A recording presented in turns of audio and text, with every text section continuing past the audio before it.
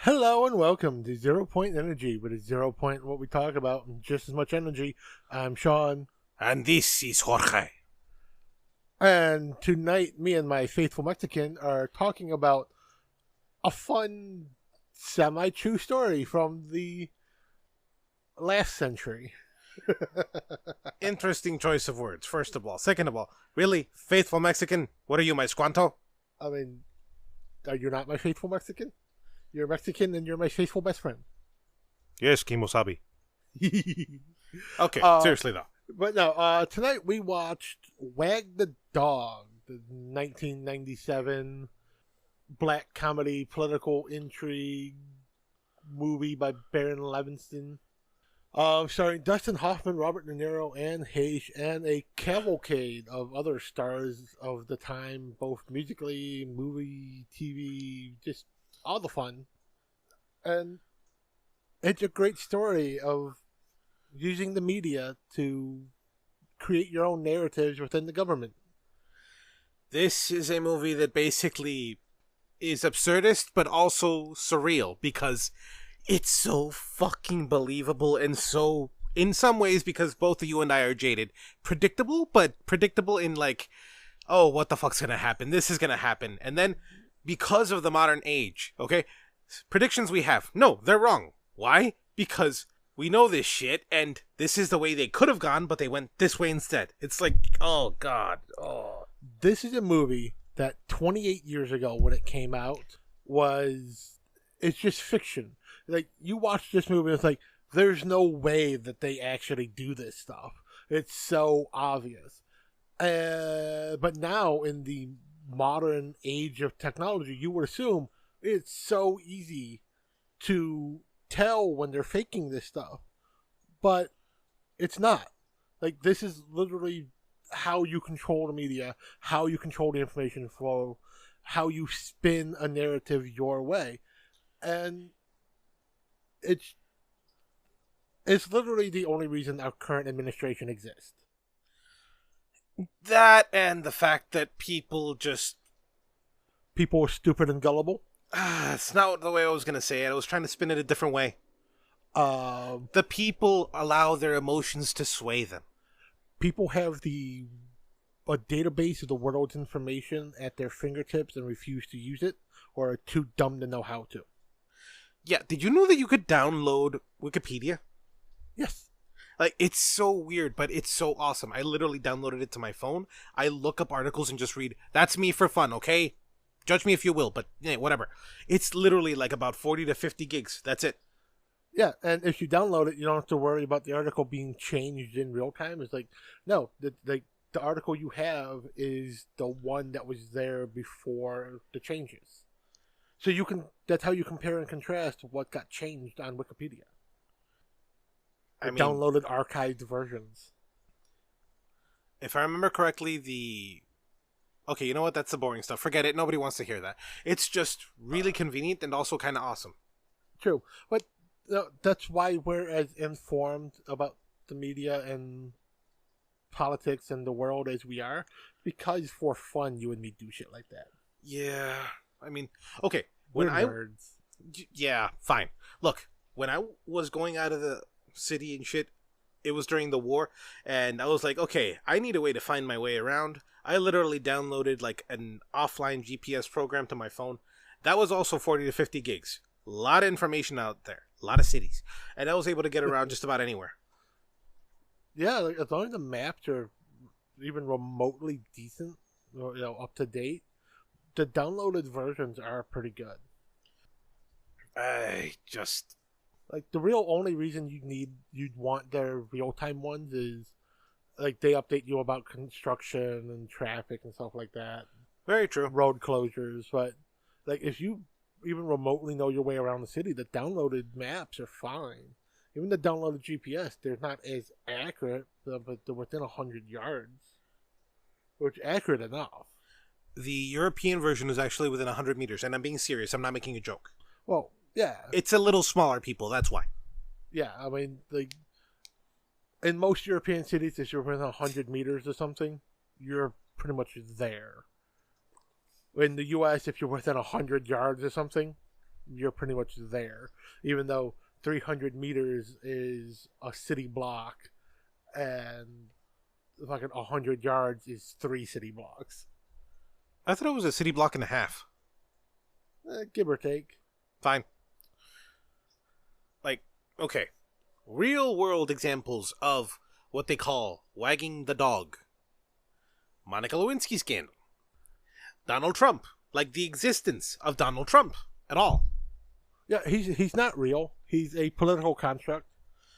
He is literally an orange dressed up in a suit. Yes. And then inflated.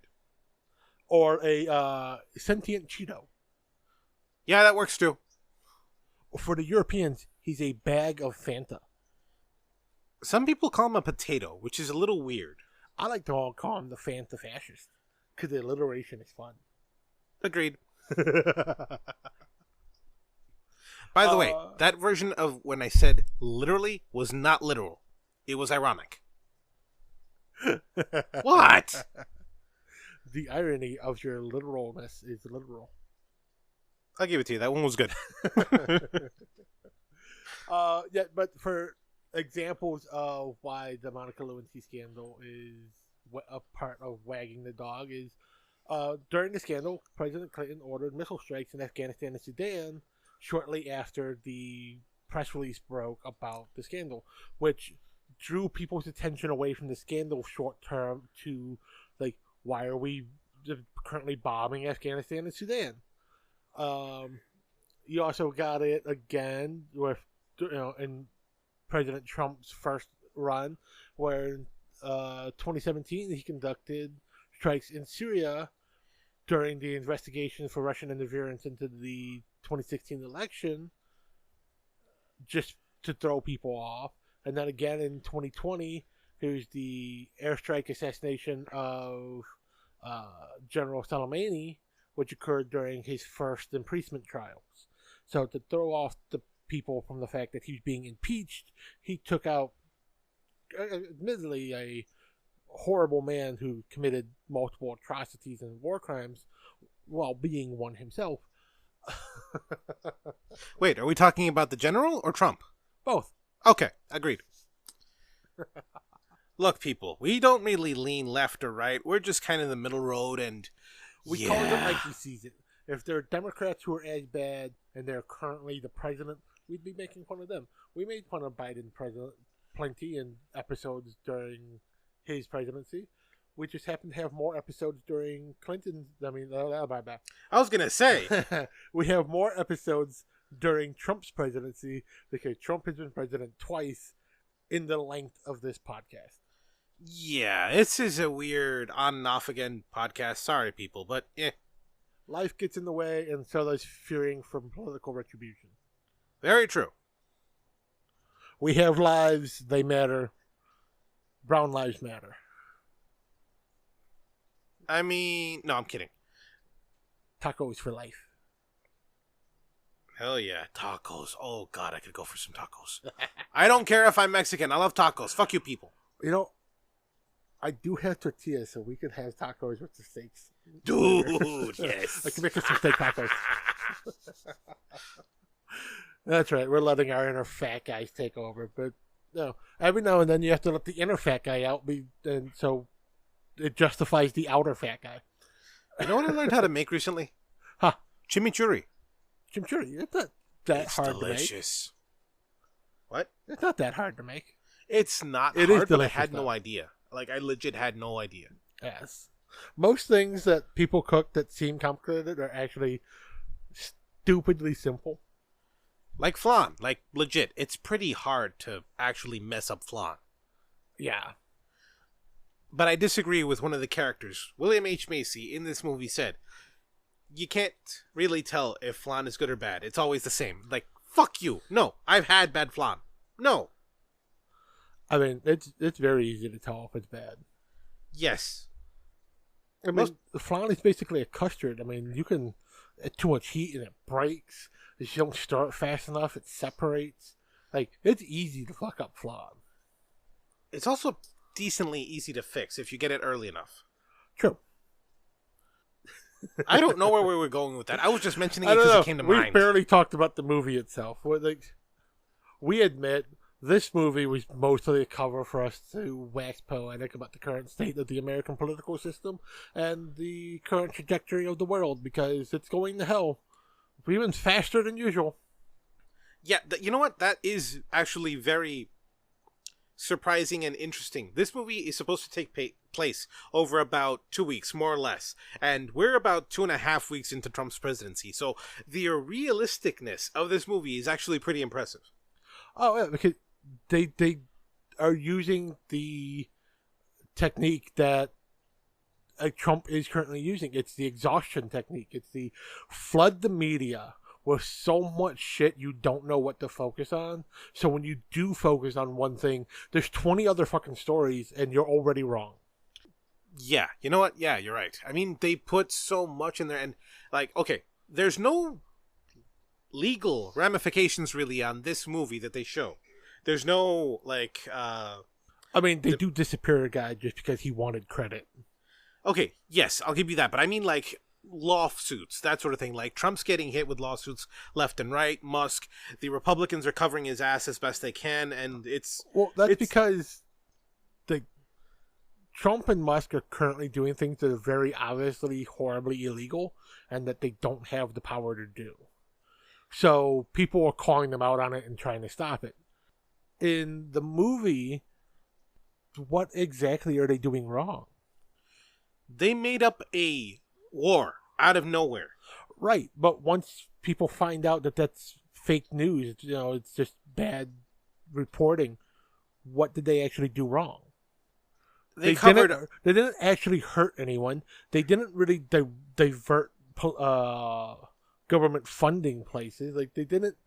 Nothing is actually being done wrong except for feeding the media poor information and letting them run with it. Letting the people's imagination just run with the story. Like, you give them plot point A and plot point B and let their imaginations fill in the gap. Yes, okay. I'll agree with you there. But at the same time, the lies usually have a way of taking a life of their own? No. Taking on a life of their own. Yeah. Like at the end of this movie, they talk about a war in Albania, and then suddenly, Albania actually has terrorists. Like, the fuck? Yeah, but that's the thing. It's at that point, there's something that actually happened where people get actually hurt, but is that their fault? Isn't it though? I mean, you cried war and suddenly there's a war. But did they directly fund the terrorist cell to bomb a building? Okay, have you seen the CIA reports? Somebody did. You know somebody did. Possibly. Motherfucker. Allegedly. Remember, they have drones. They probably know where we live. Allegedly, right, okay. The CIA paid people to blow up a building in this movie. And allegedly, Canada has Canadian geese that are robotic, that aren't real geese, that will shoot you down. I mean, all birds are just government drones. Like, birds aren't real. They don't exist. Just like Australia. Why do you think Canadian geese are on the what do you call it? Extinction list? Or the endangered list? Thank you, endangered. But only God in the damn it, US. I don't know English. Yeah. They're only on the endangered list in the US. That's how the Canadians keep track of us. Although, they finally lifted an important restriction on them. I found out about it last year. If they come at you and they start attacking you, you can fight back again. You're finally allowed to smack a goose. Okay, that would have been helpful in college. That's all I'm going to say about that. Yeah, it was still illegal back then.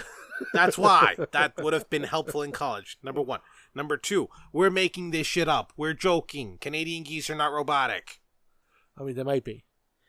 Motherfucker, why do you do this? Have you seen the way they fly in perfect military formation? I've never seen other birds do that. It's only geese. All geese do that. No, it's only geese.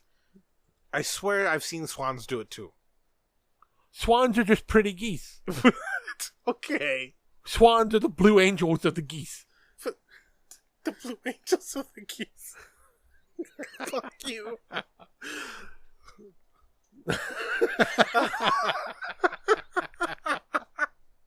Okay, fuck. Moving on. I Okay. mean, what? That they're pretty geese. The Blue Angels are pretty fighter planes. They're still F-18s. They're fully capable combat planes. They're just really pretty. Back to the goddamn movie, man. Look, we've got Dustin Hoffman as Stanley Motz, who is a Hollywood producer, and he's tapped by Robert De Niro, Conrad Breen, to actually produce this in order to spin away from the president having alleged sexual misconduct with a Firefly girl. Which is the in-movie world version of the Girl Scouts. I mean, there's a bunch of different scouts out there. There's Boy Scouts of America, and then there's Firefly Scouts. There's what are they? The old leather strap one. I forgot what they're called. The Explorers. That's it. The Explorer ones. Like, there's a bunch of names out there. They're all scouts. Yeah. Judging by the age of the girl in the photos, I'd say she's about, in real world terms, brownie scout age, because it looked to be 10 or under. No, she looked older than that. Yeah, they only showed a picture for like. It was really quick. Okay, yeah. So meh. Anyway, she's a young girl. She's definitely like too young to be touched by the old man president. Okay, on which that we most agree. Women are, because presidents are usually filthy old men. Our current one is almost 80. Yeah, let's. God damn. Okay, I'm not touching that. Just like he shouldn't touch. But moving on. Grab him by the pussy. We got Anne Hesh playing basically Anne Heche.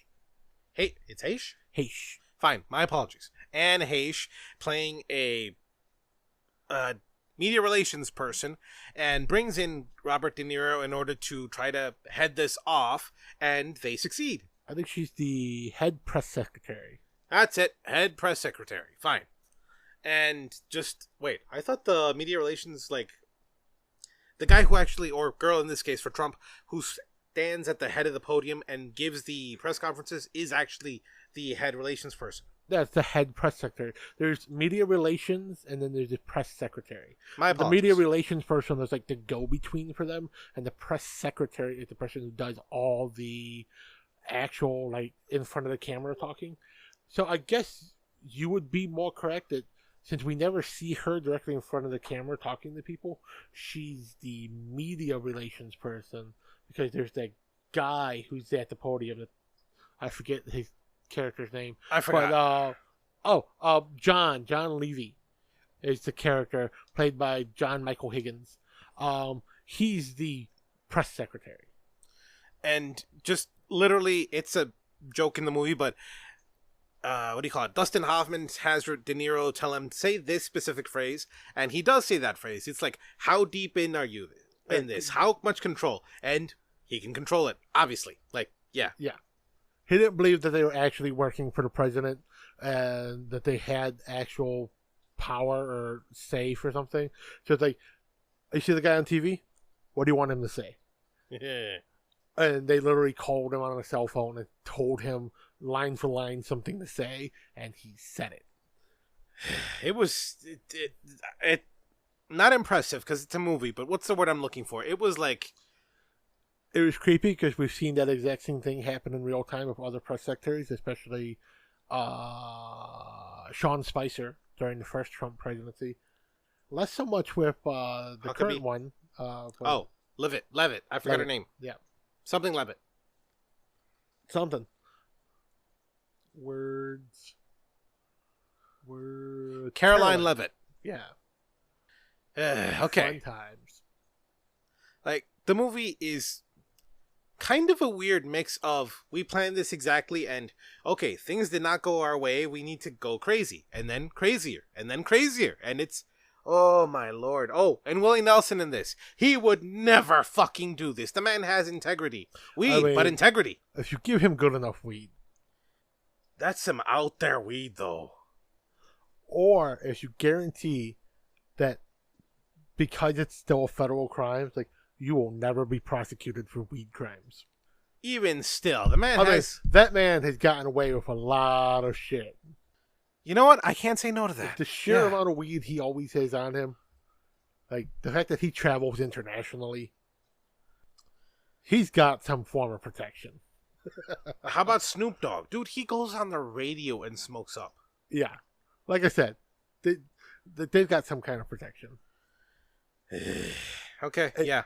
My favorite meme is the one that points out that both Snoop Dogg and Martha Stewart have been to prison, but only one of them is actually a convicted felon. And it's Martha Stewart who went to prison for insider trading, not Snoop Dogg who went to prison for attempted murder.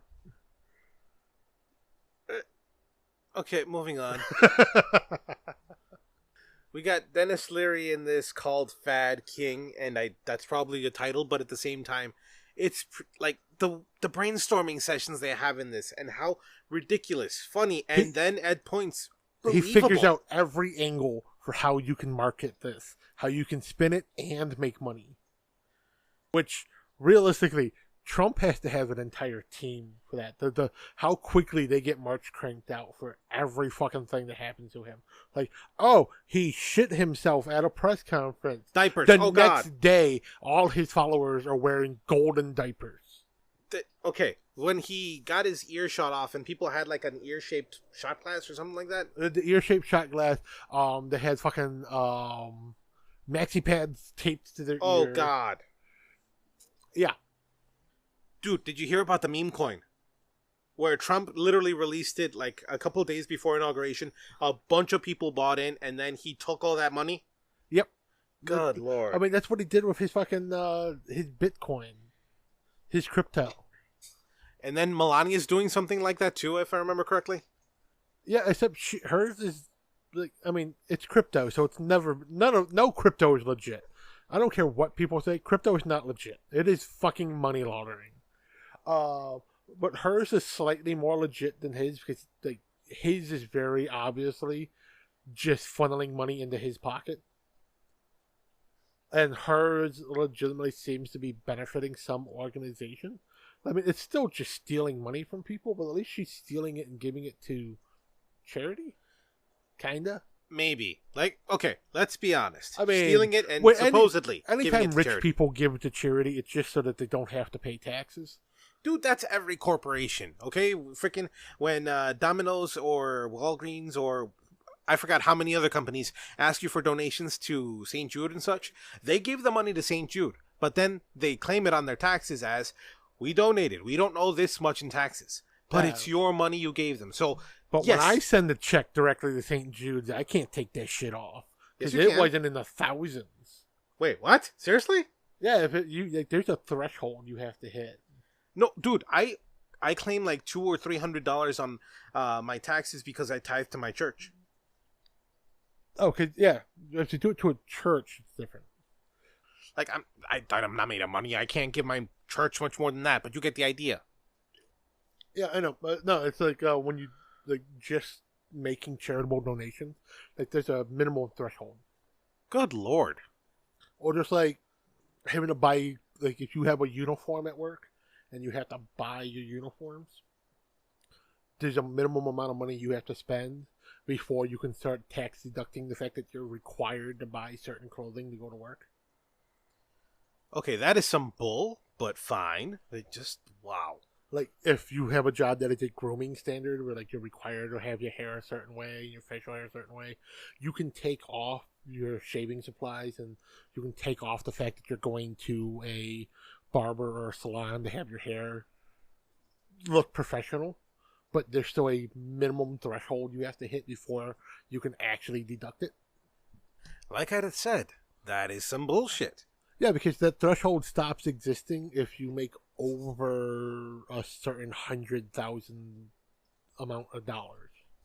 Like something like 400,000 or 500,000 a year. If you make that much, the minimum thresholds become pennies. Whereas for those of us who make under 100,000 a year, the minimum threshold is in the thousands. Which is still bullshit, but moving on. We also have... Well, we talked about Willie Nelson already. Anybody else you want to talk about? I mean, we got Kirsten Dunst in one of her early roles. Like, she's only in here for the bit part for the kid running from the Bomb? yeah, from the bombed out town that doesn't actually exist because she's on a soundstage. Yes, she played a poor Albanian girl who was running from terrorists. Yeah, I don't know if that was an Albanian accent, but I don't care. It's a Eastern little European. more Romanian, Transylvanian. It's Eastern European. Bite me. I mean, it's great if you're counting. 1, 2, buckle my shoe. 1, 2, Okay, fine. Buckle my boot. 3, Moving on. Do you not know your Muppets? I also know the Muppet Man. His name was Jim Henson.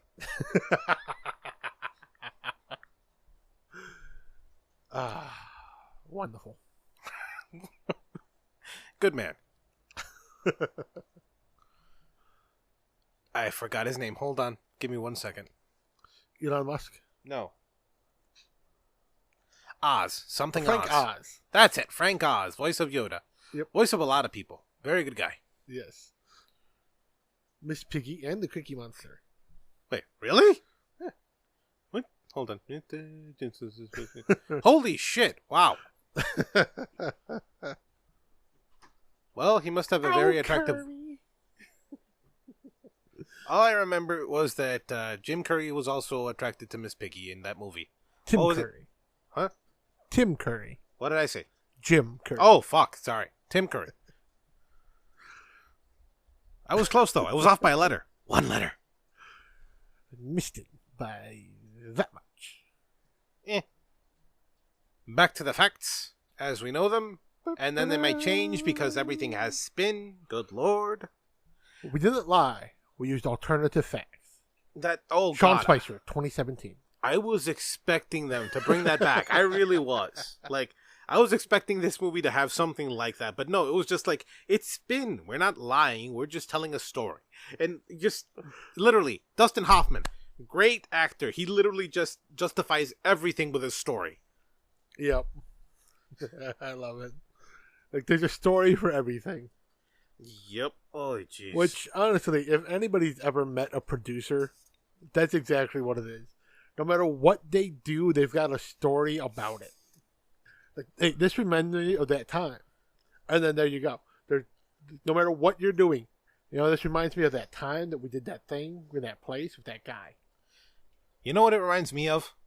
That time we did that thing? No. That one time When in we met band camp. that guy. No, the one time in band camp and that girl. I mean, I had that one time in band camp, but I was by myself. And the tuba? No. Piccolo. Okay. If you guys haven't watched the movie, you won't get that. Watch the movie. It's good. Okay, look. I mean, I could have went different with it and said Picardo. Picardo. But then you'd have to watch the actual Bandcamp movie. Moving on. It's a brand of Piccolo. Oh, I was going somewhere completely different with that. Okay. What? I don't know. Sometimes just the look on your face when you're digesting the weird information that I give out. Don't say digesting. Digesting.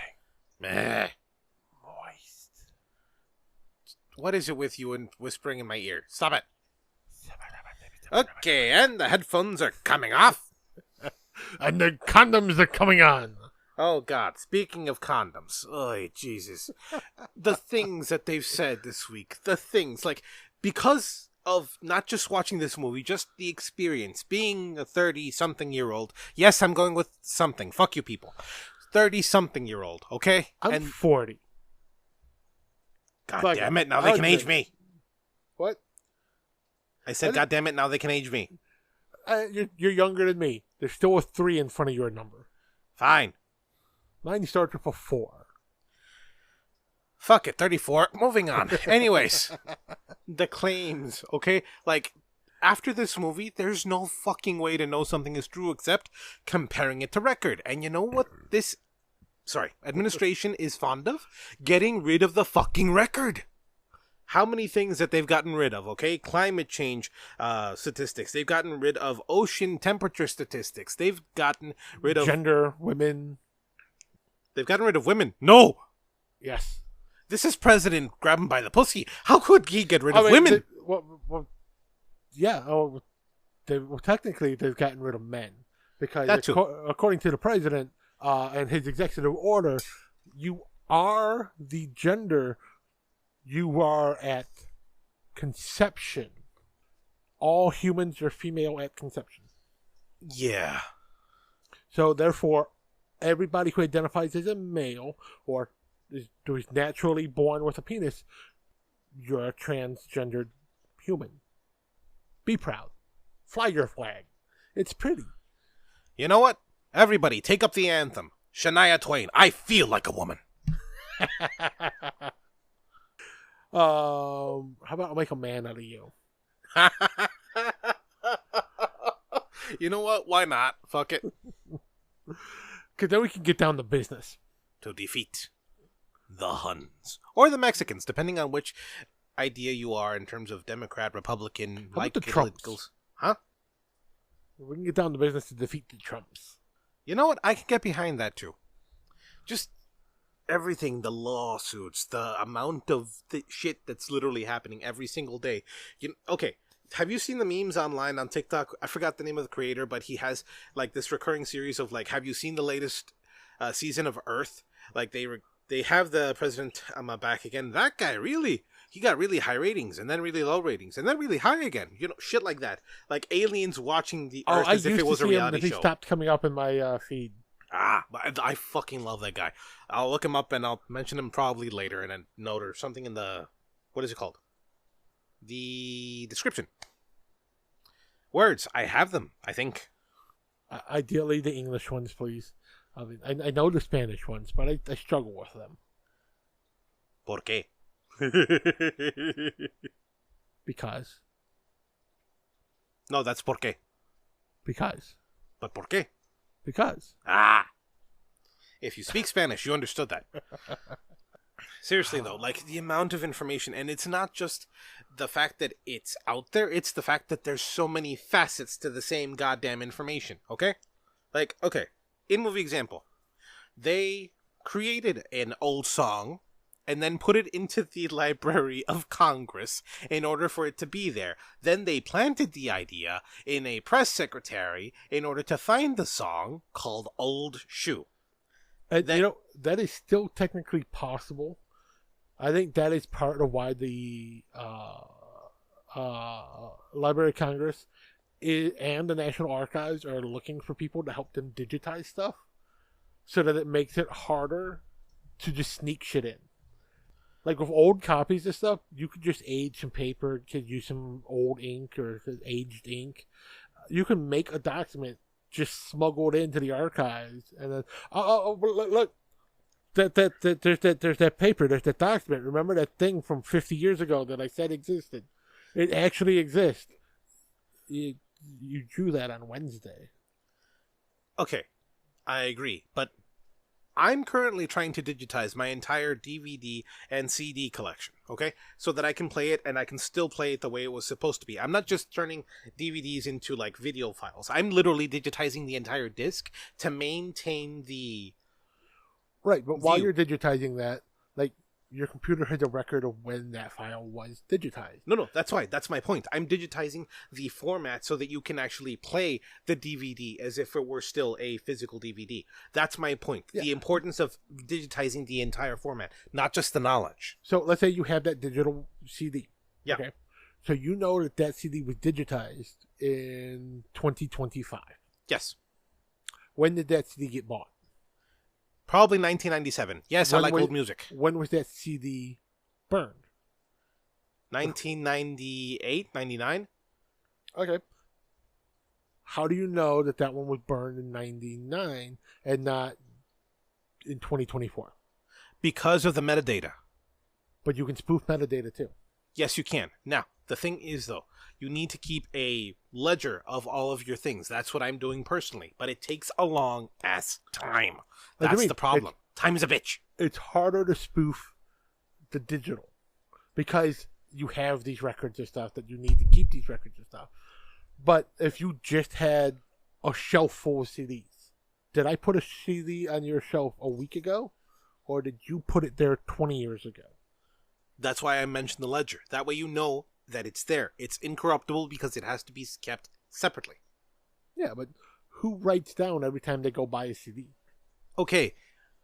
We both know I'm ADHD, so yes, me. Normal people, buddy. Normal people. I'm not normal. Or stupid people, because that's who runs the government. I have no comment. Hey, like, the government is run by people who are in their 80s and 90s. The standard of education has changed so much in that amount of time that these people are borderline retarded by current standards. Current technology. But they're in charge. Yeah. Okay, fine. You know what? I'm not silent. I agree. It's and not. I can only say that as somebody who has firsthand experienced the difference between the education system from 20 years ago when I was in high school to very recently when I was again in high school to get my GED. The amount of the way things are done has changed. The amount of change to the standards of education has changed.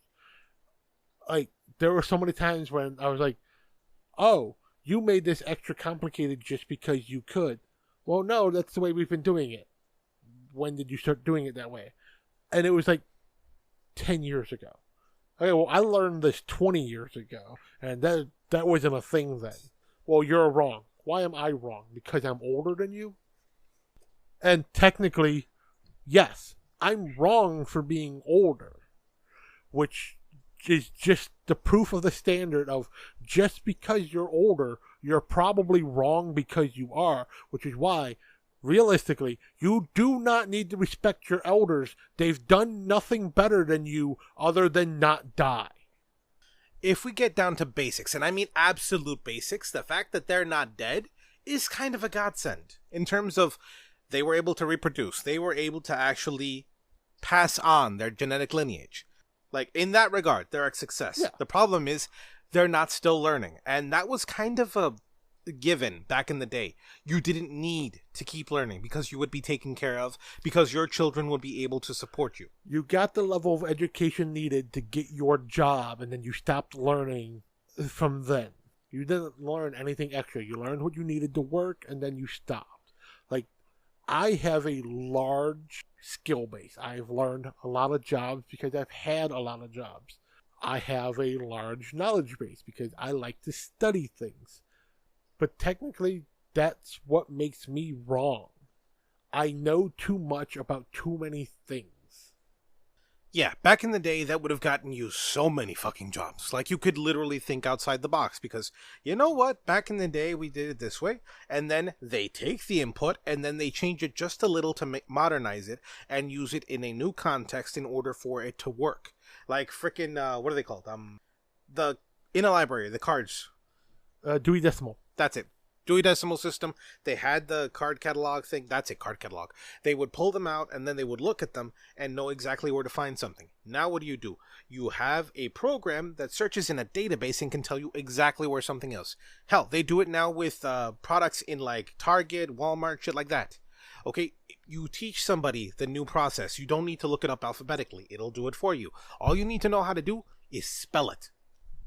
Even then, you're wrong with that sometimes too, because like, how many times in school when you had to spell something, did you ask your teacher, well, how do you spell this? Sound it out. Okay, I can sound out a lot of words. Guess what? They're not spelt that fucking way. Okay. In terms of English etymology, you have to blame everybody, and I literally mean everybody. The Flemish because they use the silent H, the Germans because of the umlaut and shit, there's so much mix in English itself. That's the only reason why we have spelling bees. All other countries basically don't. They don't fucking exist. Yeah, but bow and bought. Why isn't it bout? Because of the different language roots. That's why. But B-O-U-G-H is bow. B-O-U-G-H-T is bought, not bout. Why? Again, because of the different language roots. But literally. sound it out. I'm trying to language it out. You can language it out, but how many teachers in your life, people listening, even you, Jorge, hell, Holly, you can weigh on this too. You are a teacher. How many times in your life, or even currently now as an educator, have you ever told a kid, sound it out to figure out how to spell something? And right, how many of them get it wrong because the way a word sounds is nowhere near how it's fucking spelled? Right. So does that mean you're bad at your job? Why? You just told a child the wrong information on how to figure out how a word is spelled. You told them to sound it out, and you just said half the time, 50% of the time, they're wrong because words are not spelt the way they sound. That's the flaw of the education system. That's my wonderful wife is a great educator, but she has no choice to do her job the right way. She has to participate in a system that is horribly fucking flawed. I don't disagree, but I'm blaming the language itself because of the fucking roots. Okay? That's who you have to blame. I can spell almost anything in Spanish. Okay? And that's because I read in Spanish. And you know what? It actually follows that rule. Sound it out. Okay? No. English does... Fuck you, it doesn't. Spell Julio. Julio. H. There you go. H. Fuck you. No. There are words in Spanish that start with an H that the H is ha. Then there are words in Spanish that are spelled with a J, and the J is ha. How the fuck did two different letters have the same pronunciation? I'm gonna give you the same answer. Language. Ha. It's either H or J. You can't use the same. But the same goes for C and K in the English language. Exactly. So, in any language, if you only tell people how to sound it out, and that's how you spell, you're wrong. Julio. Jaramillo. Jorge. Thank you. Jose. Hose. Why? You're a hoser. There was an anchorman on Channel 7 for years. His name was Jose, and it was spelled Hose. Jose Sanders. I'm looking that up. Go ahead, look it up. You can look it right now.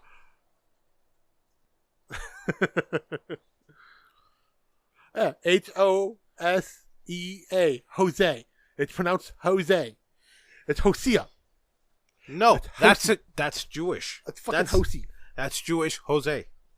Oh, it's Jewish. So it's Hase. Hold on. I'm going to stab him with a pillow. Give me a second. What? It's Jewish. So that means that H is a ha. God damn it. Kind of like Chanukah. Hanukkah. You know what? Like, Haktua. fuck you with that last one. Fuck you. Okay, look. Like, the one thing What? I'm going to spell it for how it sounds out. Haktua. Chaunk. That spells honk, if anything. Ha. Fuck you. Moving on.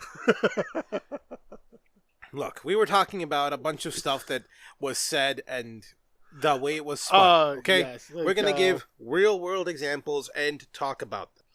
What the reason why they had to dissolve and stop the payments from USAID, the government agency in charge of foreign aid. Okay, that's a misnomer. It's U.S. aid, but it's actually the United States Agency for International Development. Okay? Technically aid, but like we know from the CIA, money can be sent anywhere for development. True. Freaking, okay. Let's see. Well, like they claimed that USAID massively. I said nothing. No, I said they. I just got your joke. God damn you. It took me a second. God damn it. I'm not smart. I only have a GED. I'm not the smartest person in the room. I'm just the most intelligent. I hate you.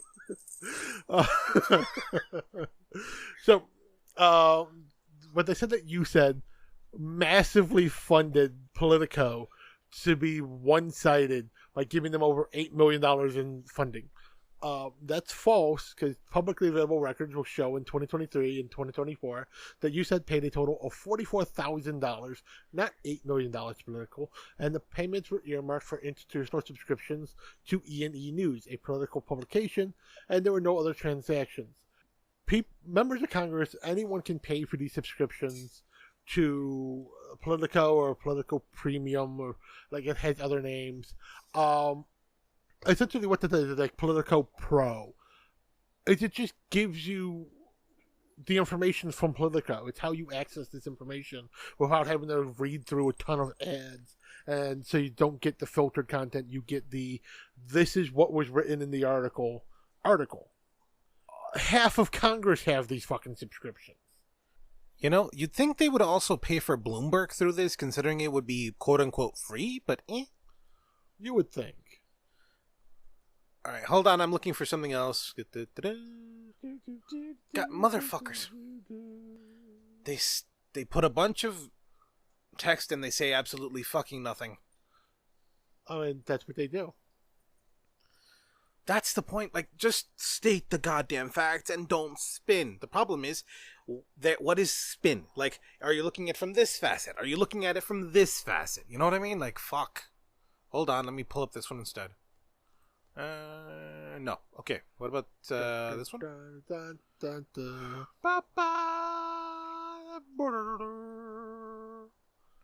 Making noises because I can. Okay, let's see. Okay, the BBC said to have received approximately 3.2 million. They could have paid less if they just did it through Pornhub. That was a joke, people. Anyways, supposedly went to BBC, but it actually went to part of the BBC family through an international charity. It accounted for about 8% of the BBC Media Action's budget that year. Sorry, not last year. That year. So it was not the BBC. They didn't pay the BBC. They paid a BBC charity. Now, yes, but again, through a different facet. What if the BBC, and again, this is like conspiratorially theorizing and such, okay, the BBC actually took that and behind the books, without putting it through, actually used that money because of some kind of behind the scenes deal in order to actually get some kind of agenda passed. Again, thinking about the CIA and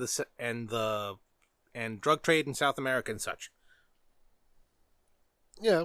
Like, to be fair, okay, and as fair-ish as we can be, because they talk about a lot of shit, value changes, which, again, the CIA is freaking famous for. Like, even through the 60s, 70s in the Middle East, partially the 80s, if I want to remember correctly. If I recall correctly, maybe? Yeah, but even the volume change is also just part of, like, just whatever organization is currently running the state at the moment. So, yeah, Democrats prefer articles that say this. Republicans prefer an article to say that. The whole reason you pay for the subscription to Politico is so you get the blank fact, and then how you spin that fact is up to you. And that's the thing. That's why these people pay for it. But it's not $8 million. Like I said, it's less than $50,000, and the bulk of Congress is the one paying for that. Like, they're not, like, Politico isn't giving money to people, and people aren't paying Politico to publish one-sided articles. They're paying for a subscription so they can see unbiased articles, so they can then spin those and create their own articles that have a bias. And that's a good segue into today's sponsor. I'm kidding. I'm kidding. We don't have a sponsor. We need a sponsor. Anybody who listens to this, call us up. We'll take your money. I promise. Wikipedia, sponsor us. We'll edit articles in real time. No, seriously though, okay? Like, there is no fair and balanced news anymore. Like I said, it died with Reagan. Well, during Reagan. Yeah, during Reagan. Well, the thing, there is fair and balanced news. Again, that's what the Political Pro subscription is you get that balanced, unbiased report. The thing is, everybody who pays for that subscription then takes that and editorializes it in their own words. So now you have this biased spin on this article. There is no fair and balanced in the U.S. Because There's the stuff probably that gets- anywhere. Because the stuff that gets published is after you've taken the unbiased report and put your own spin on it. Okay, let me give you Can an you example. imagine if Politico just published the unbiased reports? It would be dry and boring, and it would be so great. Or if fucking Reuters did that? Reuters sometimes does, though. Sometimes. Reuters does a lot, but a lot of times, like, by the time you read the article, but the article you're seeing has been revised 3 or 4 times. And I've seen that happen in fucking real time, where I have been actively reading an article, and it gets taken down, and then 5 minutes later, that same article is put back up, and like, wait. The paragraph I was just reading isn't there anymore. I couldn't finish reading what I was reading. They edited it and then reposted it. You know, it's times like that where I think a feature like, not exactly like, okay? Windows Recall would be useful, and not from Windows, not from Microsoft, because they would abuse the fuck out of it. I mean a standalone, locally sourced, locally inventorying program that copies what you're looking at so that you can actually keep it and keep a record of what you actually read. That way it doesn't get taken down in real time, like you said. Or could you imagine if the Wayback Machine real-time archive shit as you're scrolling the pages? Dude, that would be amazing, but it would be so fucking expensive. This It is would. why I support them. What? Wayback Machine is great. I love looking up old shit on the internet and like, ha ha ha, you said you never said that. Bop, here's the article. That's my point. It's the I one you fucking wrote. love Wayback Machine. Let's see. Ooh, we got another claim by the president and his press secretary about USAID is that they produced a Serbian DEI project, an LGBTQ advocacy organization in Serbia, a country that fares poorly compared with other European countries on measures of LGBTQ rights. According to data from the European Union Agency for Fundamental Rights, hosted a 3-year program aimed at improving the inclusion of LGBTQ people in the workplace. From February of 2023 to October of 2024, USAID committed to spending about $1.5 million in 3 roughly $500,000 installments to support the program. At a program conference in September 2023, the mission director for USAID in Serbia, Brooke Isham, said, at USAID, we know that inclusive development is important for driving economic growth and also for creating a healthier democracy. So they didn't spend a ton of money just promoting DEI in Serbia. They did give them money, but it's to help. It did help create DEI, but it wasn't forcing it on people. It was teaching them what it was and how to implement it successfully. It wasn't just, we're going to give you money, so now you have to start hiring women, or you can't say slurs against gays. No, because modern Serbia, they still do that a lot. But there are a lot of businesses that work internationally in Serbia that have become more inclusive because they finally figured out, oh, yeah, that's how we get other people, is if we actually pretend we're like the rest of the world.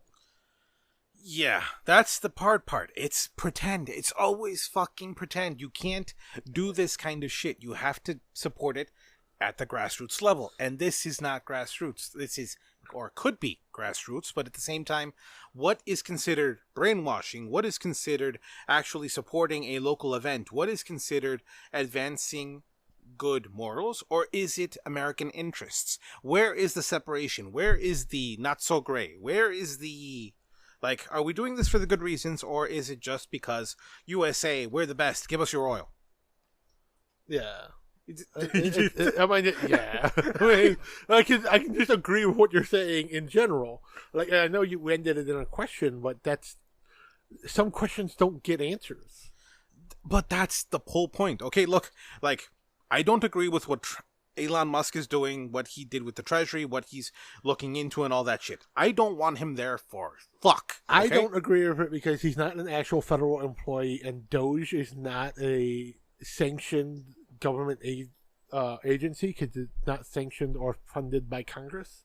This is literally a rich man and a bunch of his children running around doing whatever the fuck they want, and the president saying, yeah, that's fine, because the president is, according to the Supreme Court, exempt from all crime as long as it's an official act of the presidency. So every time the president says, no, Elon gets to do what he wants, it's a free pass for Elon. And he's getting sued left and right, but it doesn't matter. It reminds me of a specific song. He's a rich man. He's gone too far, but you know it don't matter anyway. Exactly. And he can rely on the old man's money. He can rely on the old man's money. Okay, I've taken it too far, but you get the idea.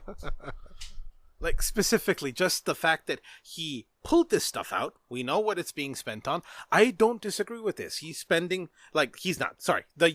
You said U.S. aid, whatever you want to call it, is spending this money in a way that I think advances American interests. I don't agree with American interests because sometimes they're skewed and, like I mentioned in my question, but at the same time, it makes sense to advance American values. But also they're blaming a lot of the spending on USAID because they're the international aid organization, when some of this money is coming directly from the State Department. That has nothing to do with USAID.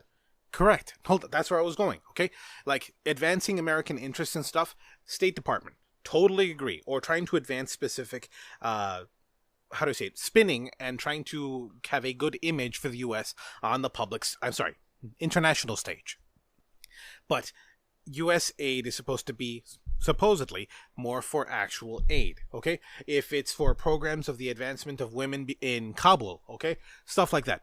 Makes kind of sense. Okay, culturally speaking, kind of the whole Star Trek, what is it again, the first... Help me here. The Prime Directives? That's it, Prime Directive. Not first. Prime Directive, okay? Let other cultures mature and shit like that, okay? Now, it comes to a point where it's like, okay, too many people have died. The fuck is wrong with you? Put in the military. But again, that's also stepping on another culture's rights, okay? Well, you also have these things that, they're targeting all these organizations. They're targeting USAID and stuff like that. Why now? Trump was president for 4 years. Why didn't he do any of this the first time? A lot of these programs that they're targeting are from 2017, 2018, 2019. A lot of this stuff is from the first Trump administration. So, was it not wasteful spending then? But it is now, because now it's in a post-Biden world, and the current leader has dementia and can't fucking remember that he was president for 4 years? Okay, personally, what I think is, it's more of a behind-the-scenes, control-the-puppet type thing. Personally, again, my conspiracy theory, okay? The first time they were like, yes, he's gonna lead us into a new age of Republican freedom and shit. And then he was a lame duck, okay? He threatened a lot of things. He did a lot of bluster, okay? But people were around him to not let him do shit, okay? And then they realized, okay, the only way we're actually going to get anything done is if we control things behind the scenes. That's why you've got people like Elon Musk. You've got the Republicans running around actually trying to put out fires with the Democrats. Like, there was the Oversight Committee. I forgot his name, but he was talking about how things are being done by Elon Musk and the people are behind it. No, the fuck they're not. Even his polling numbers are going down, okay? And literally, in an oversight committee, people were trying to bring up, talking about Elon and what he's doing, and all of the Republicans, they were outnumbered by Democrats. They were like, nay, and then the guy who runs the oversight committee was like, the nays have it, in my opinion. He literally said, in my opinion. No, they were outnumbered by Democrats, and they were louder than the Republicans, and still, he turned a blind fucking eye and tabled the topic. Fuck. Yeah, so because they're just protecting him from being subpoenaed to come aboard, to come in front of the discretionary committee, the people who actually decide where the money from Congress goes to. Like, why are they protecting him? Why can't he come make his statement as to why this funding shouldn't go here? Why this funding should stop? A lot of these programs have already been approved by Congress, or these same congressmen who, when they're asked about it, is like, hey, so you know that program that you approved, and you approved all this funding for, all that funding's gone now because Elon Musk says they're not allowed to have their money. Is that a bad thing? They're just meh. Like, they just shrugged their shoulders. They literally, I forget who was, one guy actually did, meh. He fucking meh and walked away.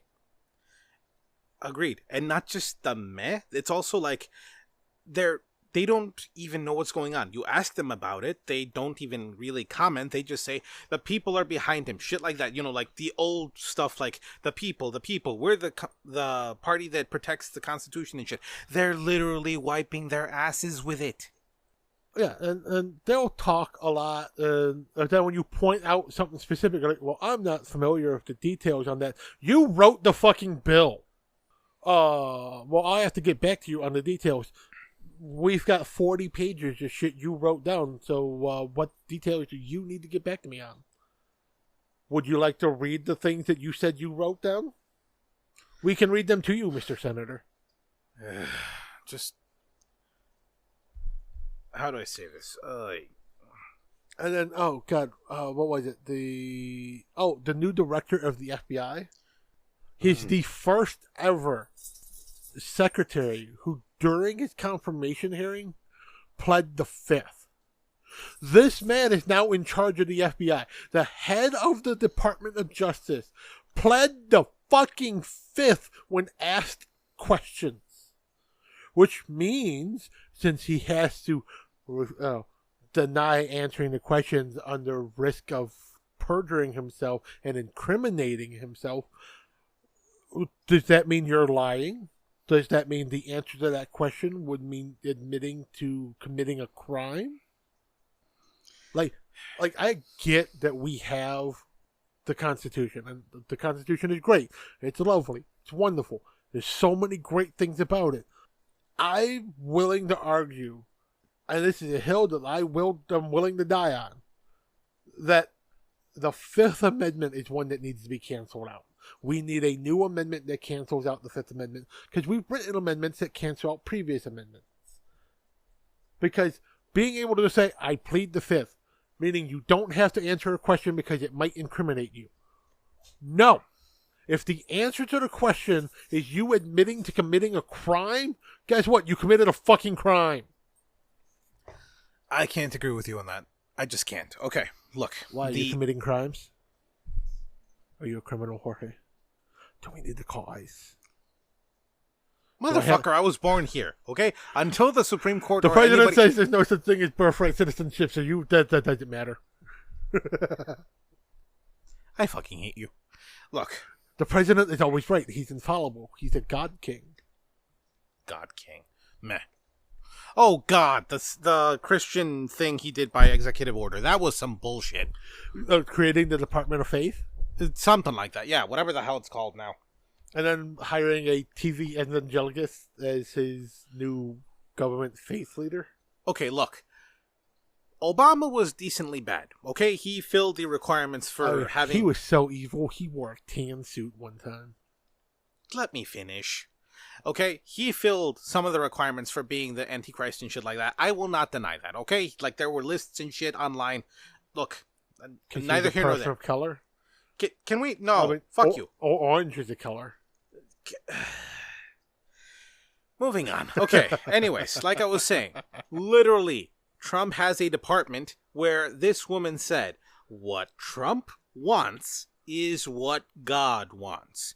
You cannot stand in his way. Fuck you, no. Okay? There's a reason why there's, again, separation of departments of state and of church. Now, you cannot mix the two, because if you do, then you get things like a theocracy or this bullshit, okay? We also have a constitution that gives you the right to religious freedom, and it literally says that there shall not be a state religion. So we make a state religion that is pro-Christian, but only TV evangelical Christian, the worst form of Christianity. Correct. Okay, now. For $1, you can go to heaven. Send me $1, folks. That's not how that works. Moving on. Send me your seed so I can get you into the gates of heaven. It's $1. $1 starts the seed. $5 can start your crop. Anyways, the more seeds you buy, the more likely you are to get into heaven. Will you let me fucking talk? No, I'm preaching here. Fuck you. I am a YouTube evangelicus. Oh my god, that sounded so wrong. Oh god. Look, Okay? Like I was saying, in this occasion, they literally took or are taking and then flipping and completely and utterly destroying the ideas of Christ. And I'm a Catholic, okay? Just putting that out there, quote unquote, my affiliation, whatever the fuck, okay? Basic tenets of all Christianity, okay? Jesus was a Middle Eastern man, okay? Middle Eastern. He was brown, probably darker than I am. Number 2, okay? He preached peace, love, and the meek. He's not a, what do you call it, a hippie and all that jazz that it said in modern day, okay? He was all about helping the poor, loving your neighbor, and actually, being a good person, okay? In the Bible it says, all those who come to the Lord through me will be accepted into heaven. He also said that anyone who actually does a good action for the least of you has done it for me. So he has even accepted those who don't know him and yet help. Okay?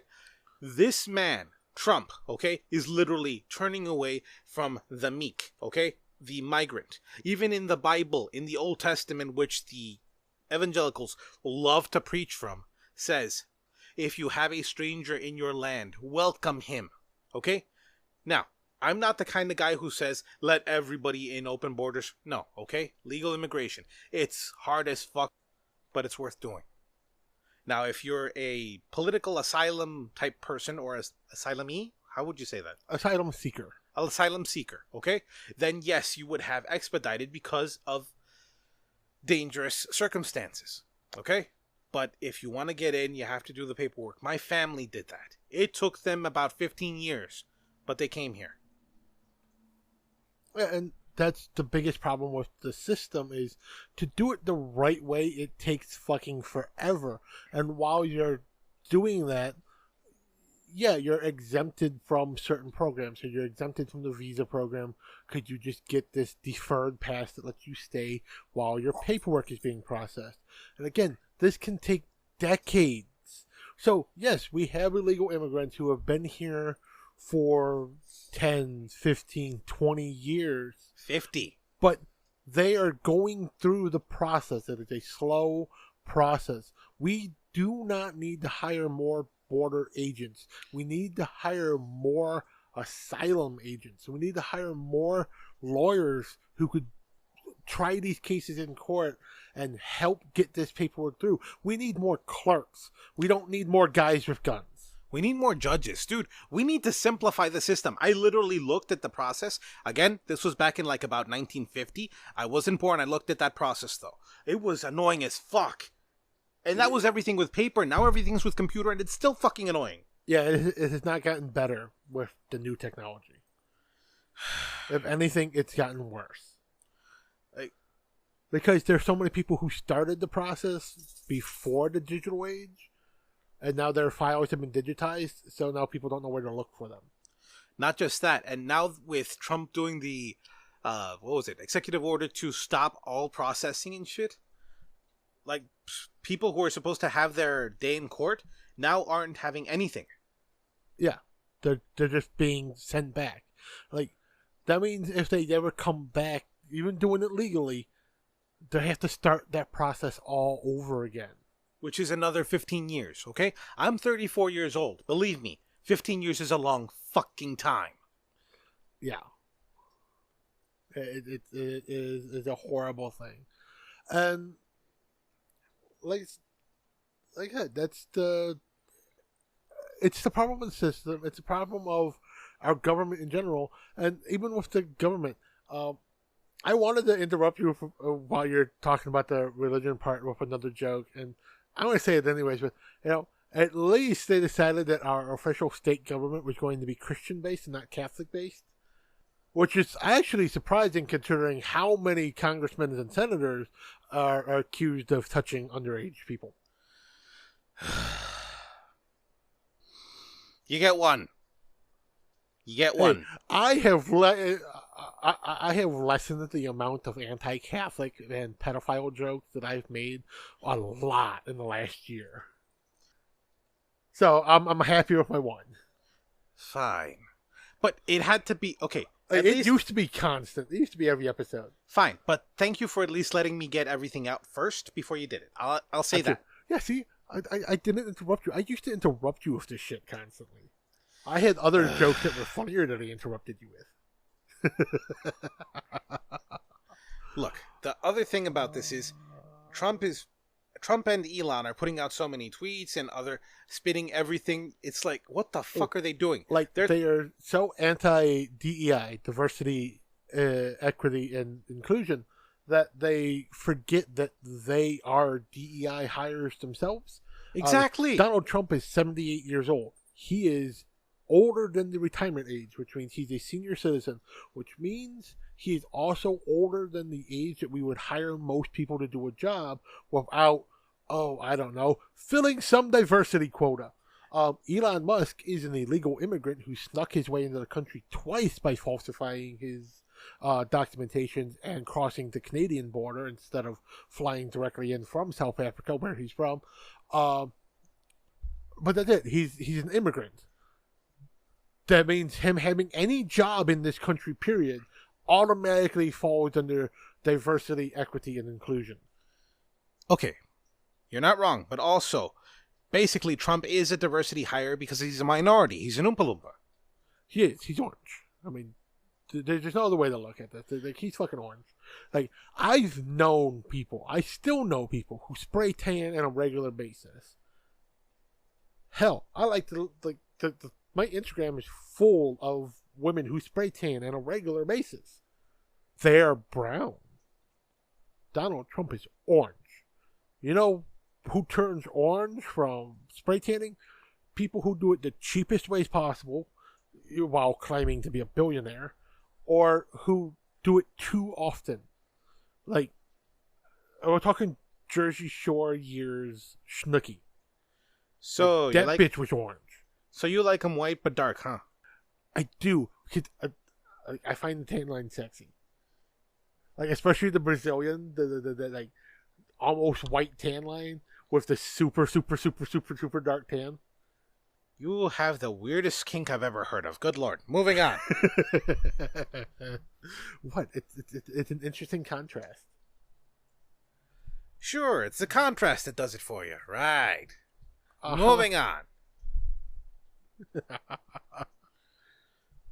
Look, basically, what I'm saying is, you're going to be lied to. You're not going to know what's up from down, and that's what their point is. What their ultimate plan is, though, probably because Nazis, they want a pure Aryan race. That was a bad accent. Good Lord, help me.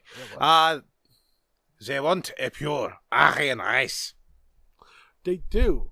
And, we have a president who campaigned almost exclusively on not getting the U.S. constantly drawn into ceaseless wars. And we're not going to keep sending people and money and, troops to nation build these third world countries. So he very recently pledged to help Israel in its extermination of the Palestinian people in Gaza, and to nation build Gaza into a seaside resort for the entire Middle East. So he's pledging to send troops and help with a ceaseless war and a genocide. And I don't know. It's just like every promise this man has made in his campaign, not sure yet. Everything he's made in his campaign, he's gone against, except for he's going to be a dictator day one. He was a dictator day one. We are on day 30, and he is still a dictator. Okay, not to be fair, not quite day 30, but we're getting there. I mean, we're almost at day 30. He officially became president on January 20th. It is February 9th. All right, 1, 2, almost 3 weeks. Not Almost even 3 30. weeks. 3 weeks. Okay, so 21 days. We're at 21 days. Sorry, we're having some technical difficulties. Technical difficulty. Our monitor doesn't want to cooperate with us right now. I need a new computer. Good lord. It's also that cable. It's kind of like it gets weird sometimes. But God damn it. It's been 21 days, so yeah, it's just shy of a full month. And yeah, he started as a dictator, he stayed a dictator, and realistically, we know it. We see it. We see it in every press release, we see it constantly. We may have elected Donald Trump, but the president is Elon Musk. Everything this man says is what gets done. Everything he wants to do, he's allowed to do. Like, he had his cronies bar the door to the Department of Education so that senators could not go in. And they refused, when asked, like, what authority do they have? They just said, you're not allowed in. The thing is, the Democrats have been getting a little more aggressive, but that specifically, that position, because they had cameras, they saw everything, they didn't push through. They had a bunch of people behind them. Okay? They could have pushed through. They could have done something. But no. They were like, okay, we can't go in. Well, because it wasn't just we'll sue you. Well, it wasn't just the one guy at the door. It looked like there were 3 at most. No, there were people on the inside too. They had an actual security team with them. Okay. So they did actually have people with guns there. But realistically, I think this cable is fucked. They would have went against Donald Trump, and going against Donald Trump is something that can land you in jail. Because that was another executive order. Well, not an executive order, but that's from our new Attorney General. If you try to stop Elon Musk from performing any of his roles as the head of Doge, or if you outwardly oppose any direct order from Donald Trump, you can be, they can go after you criminally.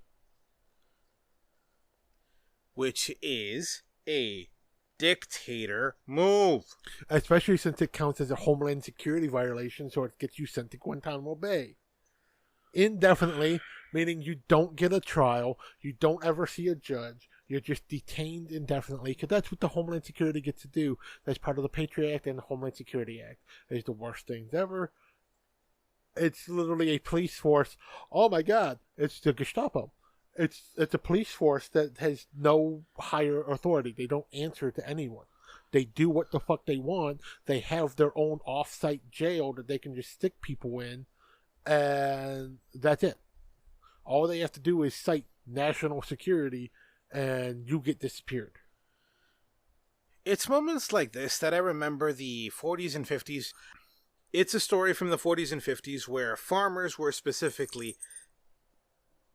had guns. They were in a crowd when one of their own was losing their house to foreclosure. They literally intimidated everyone from bidding on this farm, and the farmer who was being foreclosed on bought it back at probably 1/200th the price, something like that. Yeah, they'd buy it back for pennies on pennies on the dollar. Yeah, and the point is, they were losing their farm due to the Great Depression and such. They were still able to actually keep their farms because of solidarity. This is what we need right now. It's not about being red or blue. It's about being an American. It's about and being a fucked human. with. Like, Donald Trump has pulled us out of the World Health Organization because he doesn't believe that germs are a thing.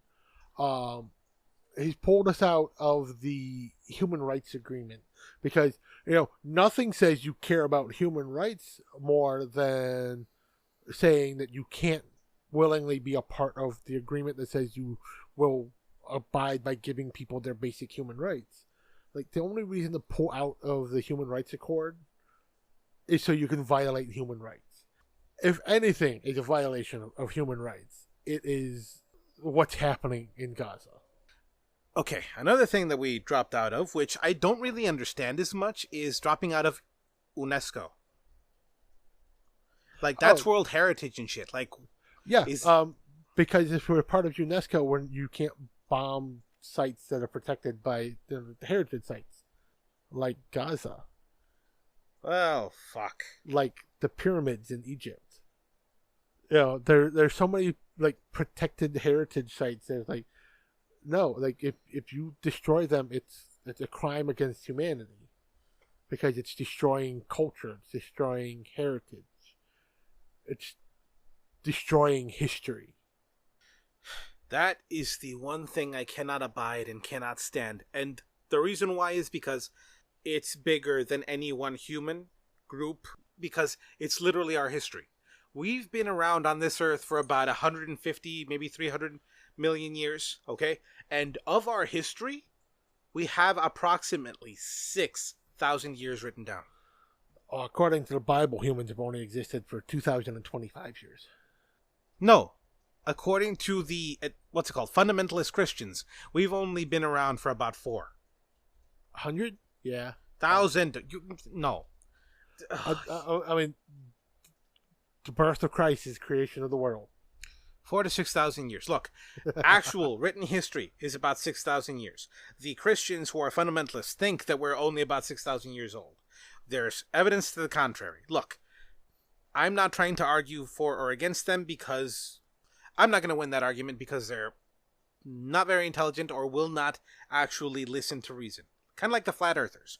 Okay, my point is that how much history have we lost? Who discovered fire? Who discovered the wheel? Okay, shit like that is important, and yet we have no fucking idea. Do we even have a name then? Where we still pack animals? Like, there's so many questions that we will never have answers to. And then the fact that willingly someone is wanting to get rid of the information we do have is unforgivable. Because that's what these heritage sites are. They're reminders of the past. But some of them are, like, they have the direct contradictions to the modern day. Like, there are so many, not just ancient texts, but even texts from, 100 years ago, 50 years ago, 40 years ago, especially for the Middle East, the claims for Palestine and stuff. Like, Palestine was a major country in the Middle East until the U.S. interfered after World War II. To give context, Palestine as a region existed because it was a colony, or whatever you want to call it, of the Roman Empire, okay? You had Jews and Palestinians living in that region, living together, speaking together, working together, okay? Religiously living alongside one another. And then suddenly, Zionists come in and decide to take back what they think is theirs, okay? Anybody who is a student of history knows that land changes hands. You can't just out of nowhere build something like they did in the 40s. They did it because of something terrible that happened to a specific ethnic group. And they ran with it because Zionism and such. And I'm not saying that they don't deserve a homeland. I'm saying they unofficially had one. I mean, it's the rampant just disagreement with the two-state system. Like, they had peaceful cohabitation for those first couple years after World War II, when they were forcibly given a chunk of land. Like, a certain bit was annexed off, and all right, this is your area, this is yours. And for 5-7 years, it worked. It was peaceful. They had cohabitation, and then suddenly, it became a war that has been ongoing for 70 plus years. And in that time, we have lost multiple UNESCO heritage sites that used to exist in both regions. We've lost places in Tel Aviv, we've lost places in Gaza, we've lost places in... So many cities that used to exist in Palestine don't even exist anymore. They're not even listed on maps. And there were temples there were libraries there, that they just don't exist anymore. That's why UNESCO exists, to preserve those places. They are not a political organization. They only have one goal: to preserve the history. Probably the only good thing is that they had something written down. Yeah, like, a lot of this stuff only exists because UNESCO went in. They took pictures. They wrote stuff down. Once film cameras, for like movie making technology started getting better. They started filming stuff. So, like, we have some of these dig sites that have been well documented, and then you'll have people argue with well, that must be fake. How is it fake? That picture was taken in 1942. A more recent example of that, do you remember, I forgot the name of the game. It was one of the Ezio and the Assassin's Creed games. Yeah. They had high-res scans of the Notre Dame Cathedral. And when it burnt down, they literally went back to those scans to help rebuild it. Yeah, and that is why now that they finished the rebuilding of Notre Dame, from the exterior, from the outside, it looks undamaged. It looks like the original Notre Dame Cathedral. The inside is different because, of course, when you're rebuilding, a classic building like that, like, those building techniques are lost. We can have every picture and diagram we ever want of this stuff. You can't build like that anymore, especially not with modern materials and just the modern way of doing stuff. So the inside does not look like it used to. It looks a little bit more modern. It's still beautiful. But the exterior, because we had those super detailed scans from a video game, but we also have those detailed scans from UNESCO, because Notre Dame is a UNESCO protected heritage site. Like, they had film footage from, the early 1900s up until the point of the fire. Like, crews have gone in and taken, like, shot film of the thing. They've taken pictures. They've hand sketched out some of the frescoes and murals and stuff. They've intricately detailed where the different gargoyles and stuff were on the outside. Without that level of detail, we would never have been able to rebuild the exterior of Notre Dame to its glory. Now, I am somebody who is vehemently anti-religion. Yeah. Like, I would honestly agree with demolishing every fucking church there is. But those classic cathedrals, those ancient cathedrals who stood for centuries, were built in a certain way that just them existing makes them historical, and they should be preserved. Like, I do not agree with the Catholic Church. I do not agree with the form of religion that is performed within the walls of Notre Dame and the symbolism of the Notre Dame Cathedral itself. But I can honestly say that building is a symbol of history and deserves to exist. You realize without Catholicism, you would have never had a friend like me, right? I know. Okay, look, we've waxed poetic on literally everything that came to mind, including parts of this movie, and how utterly insane, surreal, but realistically portrayed this thing is. And the fact that we're basically living this within not 2 weeks, as this movie portrays, but rather 3. Three.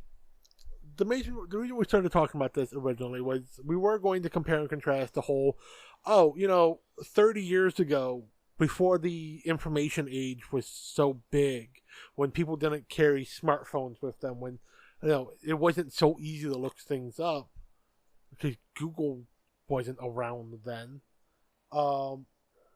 Things like this were easier to pull off because not everybody could just look it up and no, that's bullshit. That's bad information.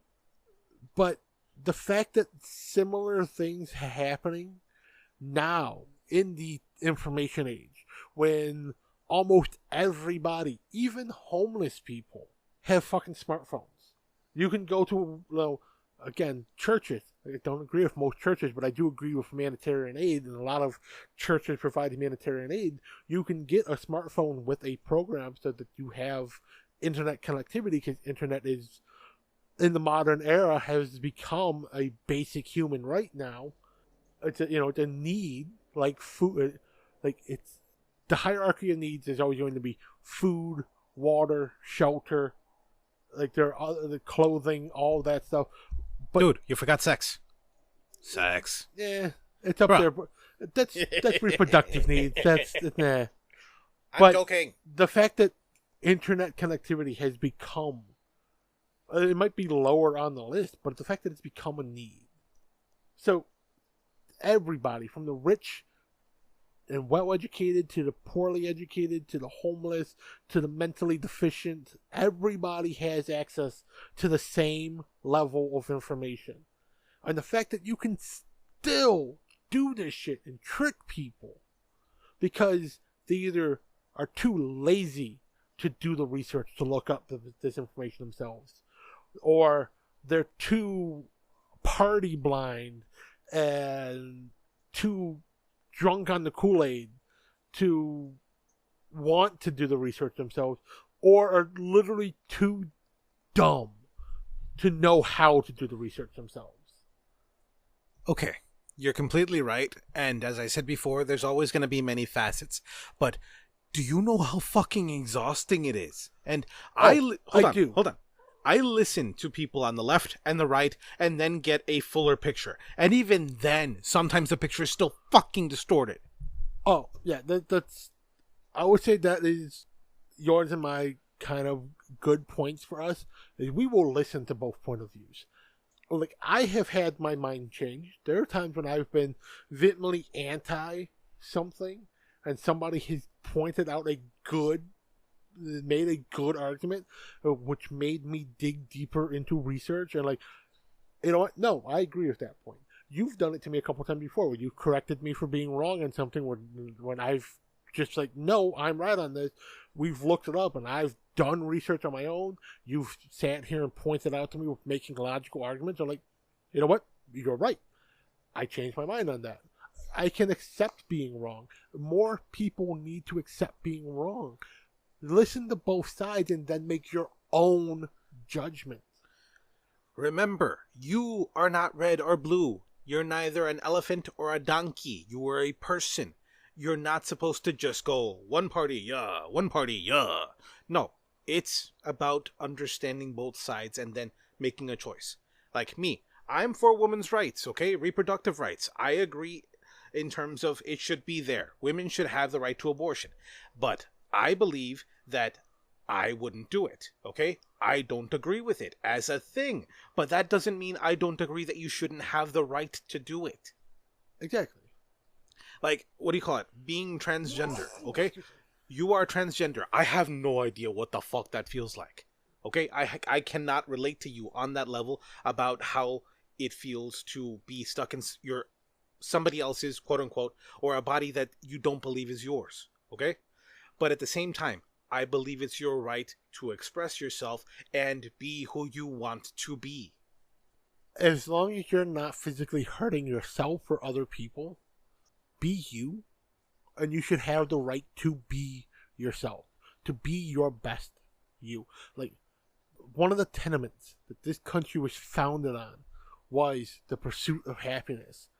And if your pursuit of happiness means you need to change your gender, you need to change your name, you need to change the identity you were born with, because that makes you fundamentally sad, and your personal happiness will only come from making these drastic changes, that's a tenement of the foundation of this country.